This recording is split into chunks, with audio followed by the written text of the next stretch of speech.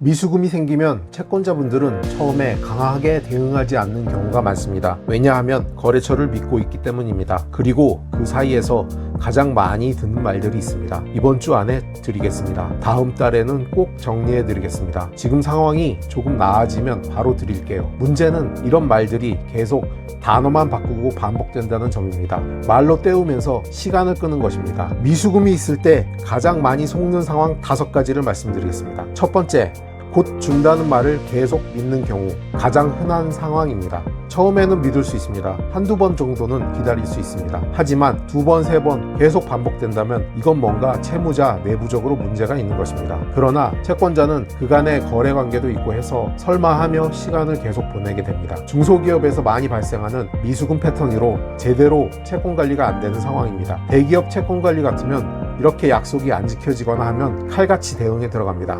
두 번째, 일부 입금에 안심하는 경우가 있습니다. 채무자가 일부 금액을 입금하면 채권자는 안심하게 됩니다. 그래도 줄 생각은 있구나. 하지만 문제는 그 다음입니다. 그 이후에 입금이 끊기거나 다시 미루기 시작하는 경우, 이런 경우가 많습니다. 일부 입금은 신뢰 신호일 수도 있지만 이 또한 시간을 벌기 위한 행동일 수 있습니다. 세 번째, 상황이 어렵다는 말을 채권자가 그대로 믿는 경우입니다. 실제로 어려운 경우도 있습니다. 하지만 현장에서 보면 모든 채무자가 정말로 돈이 없는 것은 아닙니다.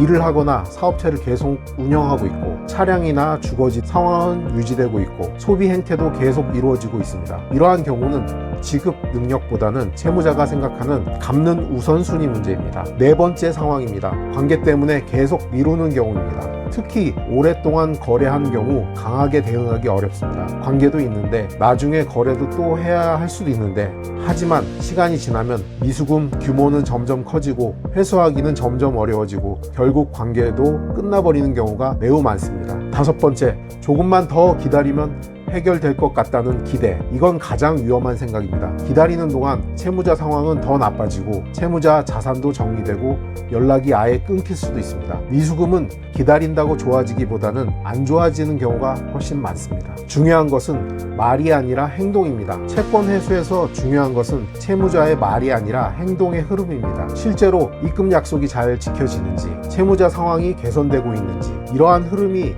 안 이루어진다면 판단을 바꾸시고 적극 대응해야 할 시점입니다. 미수금 문제에서 많은 분들이 사람을 믿고 기다리는 선택을 합니다.